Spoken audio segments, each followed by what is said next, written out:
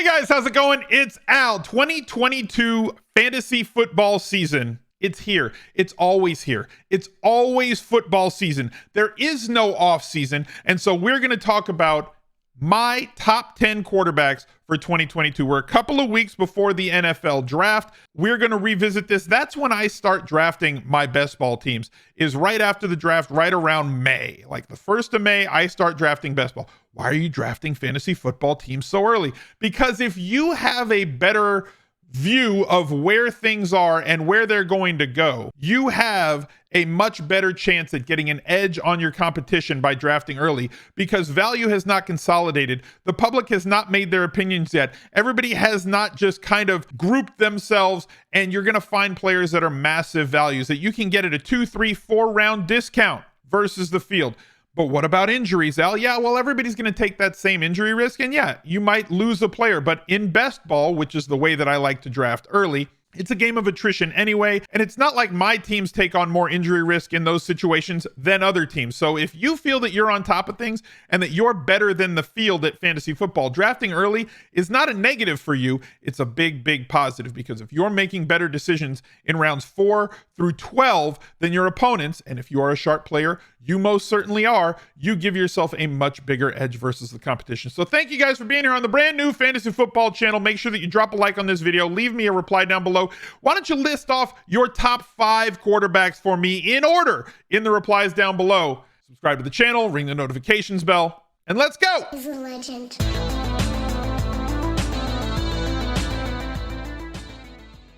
Yes, it is the beginning of April when I am recording this video, but real money drafts are up for grabs already at Underdog Fantasy. Use promo code Smizzle, all one word, and you get a deposit bonus when you sign up. Here is how the ADPs look. My rankings are not going to look like the ADPs because there's a little bit of inefficiency here. Players have moved and ADP hasn't caught up because there's not a ton of drafts being done. There are enough to calculate ADPs, and they are updated every single day, right? So every 24 hours, these get updated. Right now, the top 10, Josh Allen, Patrick Mahomes, the second QB off the board with an ADP of 33, Justin Herbert, Lamar Jackson, Joe Burrow, number 5, Kyler Murray, number 6, Prescott, Trey Lance at 8. That seems aggressive by the fantasy community so far that's drafting early. Aaron Rodgers at 9, Jalen Hurts at 10. Then you've got guys like Stafford, Wilson, Fields, Watson, Cousins, Trevor Lawrence, Derek Carr, Ryan Tannehill. Quarterback, honestly, this year is deeper than all other years, and it's a matter of, do you like strawberry or chocolate? Do you like vanilla or rocky road? I don't think that you can go wrong with anybody in this top 16, 17, or 18. Even guys like Tua have gotten a big boost in the wide receivers that they've gotten. Mac Jones entering his second year. Quarterback is super, super deep this year, especially for best ball, where it's more about stacking, specifically in tournaments. But my number 1 quarterback on the season, big shocker, it's going to be Josh Allen. A lot of people talk about who's the GOAT, who's the best of all time, who's the greatest right now. I don't care about the GOAT. I care about the unicorn. And that's exactly what Josh Allen is. He is a uniquely talented quarterback, especially for fantasy. Ran it 122 times last year. The Bills coaching staff, we're not going to run. We don't want to run the ball with Josh Allen that much. We're going to protect him. And then, the games get close and they play big time teams and they got to get down the stretch. And he's still throwing it 40 plus times, running it 15 times, 12 times, 12 times. Massive floor with the rushing yards for Josh Allen. Big time ceiling possibility as well. Ran for 6 more touchdowns on the ground, but throws for well over 4,000 yards, 36 touchdowns. His efficiency the last 2 years has really, really taken off, and that's a great thing for him and his fantasy prospects, because efficiency, not volume, is what leads to fantasy success at quarterback. But if you have a lot of volume and you're extremely efficient at scoring touchdowns, that leads to even more fantasy goodness for everyone. So Josh Allen locked in as my number 1. My number 2 is Lamar Jackson, going at the 48th pick. So you're getting him around the 4-5 turn here. This is going to surprise a few people. I'm higher on the Ravens offense collectively than I think the field is, than the public is, at least right now. I'm going to tell you why. Lamar Jackson obviously missed a bunch of games last year with that ankle injury. It was a difficult season for him. He did not post as many fantasy points as he did in previous years per game, but he still ran the ball 133 times in the amount of games that he played. And a lot of injuries to his passing core. So Hollywood Brown didn't really take off. They drafted Rashad Bateman, who is now fully healthy. They had J.K. Dobbins, who was expected to be a big-time player in that offense and help out along the way. He missed a bunch of games early in the season. Then he came back and Lamar was hurt, and they couldn't really hit any sort of rhythm. Like, they lost like their top 17 running backs before the season started. Don't fact check me, but I'm close. I think that this Baltimore offense, even though they didn't make any big splashes in the offseason with signing free agents or making big trades or all of those sorts of things, where everybody else is getting all of the attention, the Baltimore Ravens are quietly bringing back everybody on offense. Andrews, Hollywood Brown, Rashad Bateman, J.K. Dobbins should be back. Lamar Jackson in a contract year, you know, where he's going to, if you want to go with that narrative, that he's going to get out there and show them that they need to do everything they can to get him paid with the type of contract that maybe Watson got or any of the other big guys have gotten recently. MVP caliber player, but not being drafted as one right now as the QB4. I have him personally as a QB2. My QB3 is Justin Herbert. 5,000 yards, 38 touchdowns in year 2.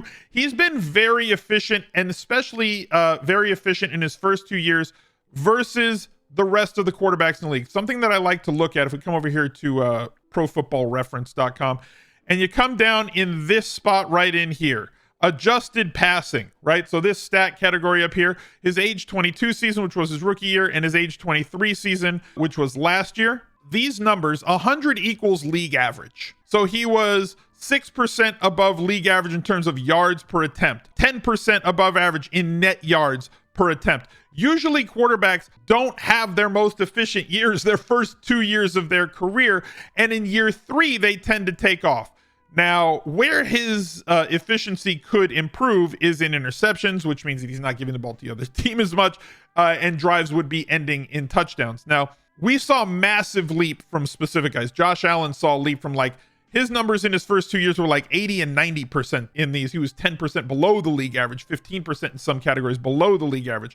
Where Justin Herbert, already above average, 300-yard bonus attacker every single week, multiple touchdown attacker every single week, has all of the offensive weapons on his team that he was feeding last year back. Eckler, they signed Big Mike to a big contract, still have Keenan Allen, and a year of progression for both of his other 3 and 4 wide receivers like Palmer. So this offense is going to continue to roll with the exact same verbiage and offensive coaching staff that they had before.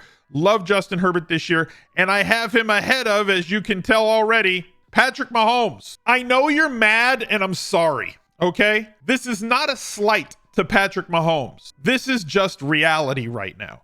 Patrick Mahomes has been amazing. And if you remember back when his rookie year, if you've been watching me that long, I've been the guy who was higher on Patrick Mahomes than the field in most of his first 4 years, especially in his rookie year, where I had him as a QB8, where the field had him at QB14 or QB15.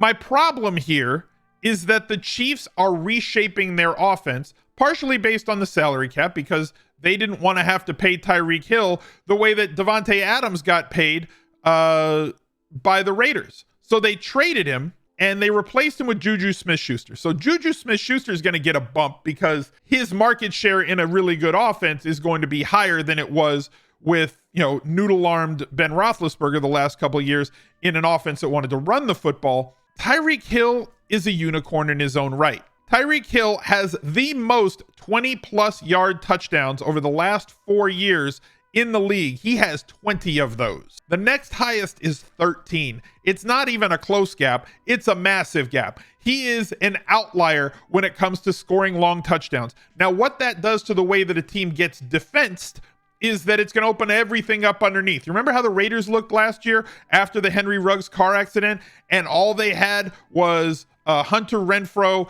and they had Darren Waller, 2 really low ADOT players who can't get open down the field, who don't get separation beyond 5 or 10 yards. I'm not saying that Patrick Mahomes has a bad year, but Patrick Mahomes has, over that same span that Tyreek Hill has 20 long touchdowns, outpacing the league by a massive amount. Patrick Mahomes has 44, also number 1 in the league. and he loses that one guy whose skill is generational at getting open deep. This Kansas City offense is going to change. I still think Patrick Mahomes will have 25 to 30, maybe 31 touchdown passes. I still think he's going to throw for a lot of yards because it's a pass-first offense in a pass-first league. But his efficiency is probably going to dip because he is not going to have that guy who breaks defenses and breaks single coverage and forces you to commit at least a second guy to his side of the field. So it's going to be tougher for him to have that 5,000 yards passing, and even tougher for him to have a really, really high touchdown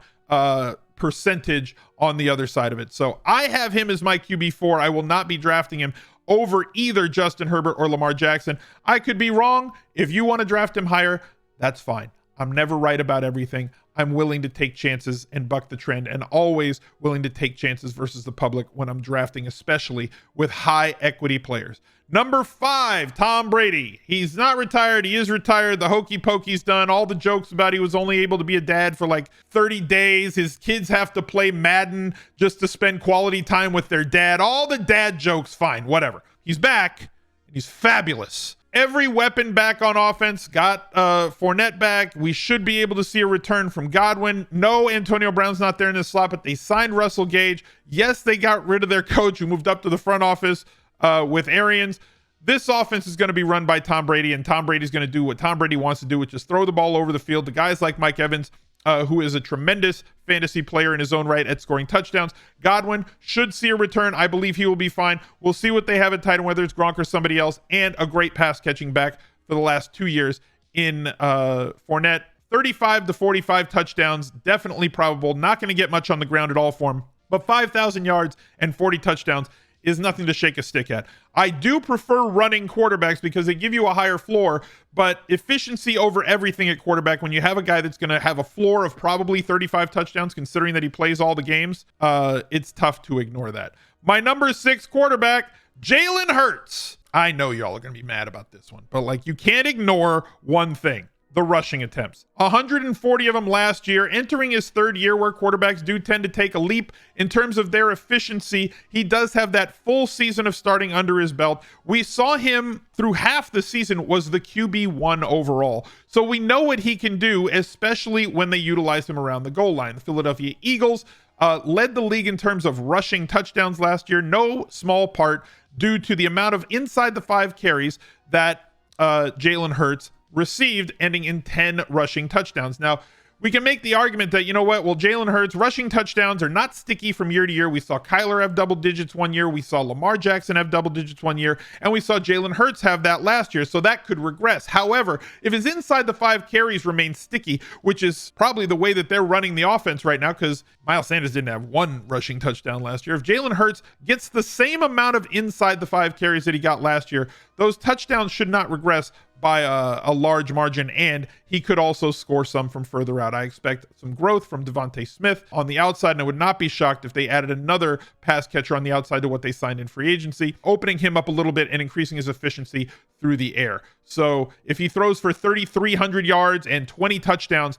that is way more than enough considering what he is going to add with his legs on the ground. Really great floor, and if he sees an efficiency bump through the air, unlimited ceiling, like QB1, QB2, QB3 type ceiling, like we've seen from Kyler and we've seen from Lamar. So I'll be drafting him as QB6 probably over these next couple of guys. This can change as the season or the off season rolls along, but I love the floor ceiling combo here, as opposed to possibly Aaron Rodgers, who is without Devontae Adams this season, as he got dealt, and they lost MVS as well. He got dealt. Look, he's coming off of 2 years where he threw so efficiently, 2 MVP years where he threw so efficiently and jumped from where his efficiency was in the 3 or 4 years prior to that, when people thought, is Aaron Rodgers done? The interesting stat that I wanted to highlight here is Aaron Rodgers. This comes from RotoViz. It's a game splits app where you can look at, okay, I plugged Aaron Rodgers in from 2019 to 2021.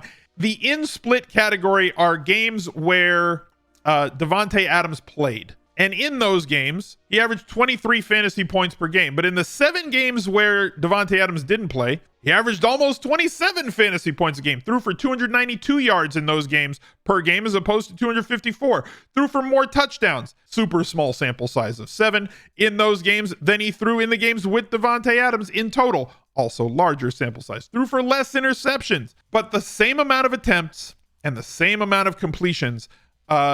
It's not that Davante Adams missing is not going to change things. It's most certainly going to change the way that they run offense. But Aaron Rodgers and his stats were not beholden to Davante Adams being there, even though he did throw the ball more the last 2 years inside the 2-yard line, where he would just audibilize out of run plays and just throw a 1-yard pass to Davante Adams. So we'll see if they can replace that for him with somebody who can take over those types of routes to see if that changes. But as for now, that's where he is. My QB8 right now is Joe Burrow. The crowd is higher on Joe Burrow, probably because of Super Bowl hangover. They like what they saw. Obviously, massive offensive line upgrade, signing 3 starting offensive linemen to try and keep Joe Burrow vertical as opposed to being horizontal like he was in most of the playoff games last year, taking like 11 sacks, 10 sacks, 8 sacks. He's just constantly under pressure. Now he should have 2 to 5 seconds in the pocket clean every single day. And that doesn't include, they might or probably will be adding at least one, if not multiple offensive linemen in the draft for depth and or challenging for starting purposes. Joe Burrow looking at the same thing that we looked at with Herbert, that adjusted passing stat, right? Oh, what a difference a year makes. Year 1, below average in most of the statistics. Year 2, yards per attempt, 36% above the league average. Net yards per attempt, 22% above the league average. Adjusted yards per attempt, 26%. Massive jump for him in year 2. And don't forget, he had that horrible offensive line. So assuming that Jamar Chase stays Jamar Chase in 2022 and T. Higgins continues to grow as a secondary wide receiver, they've still got Boyd. They have good pass catching backs. They did a little shuffle at tight end, but it's not going to be a big misstep from losing Uzoma and going to Hurts. It's not that big of a difference. So Joe Burrow is going to do Joe Burrow things, but not going to contribute all that much with his legs. And even though quarterbacks do tend to take a leap in year 3, Joe Burrow entered the league as an older quarterback than many. He is now entering his age 26 season as he turns 26 during this year. Falling down a bit from where I've had him the last few years is Dakota Prescott. My QB9 right now, he is ADP of 70.2. Right now, before the draft, this is an offensive downgrade. Losing Amari Cooper to the Cleveland Browns and losing his tackle, La'el Collins, to Cincinnati. I don't like that. Doesn't seem great. And they've got an up-and-coming defense, and they could make a shift away from the pass-heavy, pass-first offense that they've had the last couple of years when they've had that triumvirate of wide receivers to a little bit more run-heavy approach with the stable of running backs that they have, both Ezekiel Elliott, Tony Pollard. I could definitely see them being a team that tries to have more of a run-pass mix instead of being as pass-heavy as they've been the last 2 years. And that little bit of doubt kind of bumps him down below these other high-volume quarterbacks like Burrow and Rodgers and high-volume running quarterbacks like Jalen Hurts, at least for me. Now, if they were to draft somebody who could help out like Burks or like one of the Ohio State guys to plug into this offense alongside of CeeDee Lamb, they brought back Schultz on a big contract, and he's nice, but he's not like a game-breaking tight end. He's just there and reliable. And if Gallup can return from the injury that he had, that puts them maybe in a different light if they add that third wide receiver to replace Amari Cooper and to give him that one more weapon. Maybe they stay along the same lines of offense that they had before. But for right now, I'm a little bit lower on Dakota than I have been the last couple of years. And rounding out my top 10 is Kyler Murray, another very run-heavy quarterback. Cliff, can you let Kyler throw the ball down the field, please? Like more than 5 yards. Just it's the horizontal rate is ugly. Can we please just let him throw it downfield a little bit? I don't know, move the pocket. You've got Rondale Moore, maybe give him positive air yards this season instead of having Kyler just throw him the ball behind the line of scrimmage constantly. Can we do something that way instead of that way? Would be outstanding and would make me want to move Kyler Murray up on the board. The problem with Kyler Murray, the question with Kyler Murray right now, his rushing attempts are fantastic until they were fantastic early in the season until he got kind of dinged, and then they stopped running him later in the season. His fantasy prospects, based on the way that they run offense and not taking chances downfield and not letting him throw the ball all over the place, even though they do have some talented wide receivers and a deeper wide receiver group than they've had in the past, is that the explosiveness is just not there from Kyler if he's not running the football. And he needs to run it in order to stay ahead of the guys that I have left off of my top 10, like Russ Wilson and Matthew Stafford. I believe that the crowd is way too high on Trey Lance right now, being drafted as like the QB 8. I think that that's egregious at this point, at least and until Garoppolo is completely out of the mix.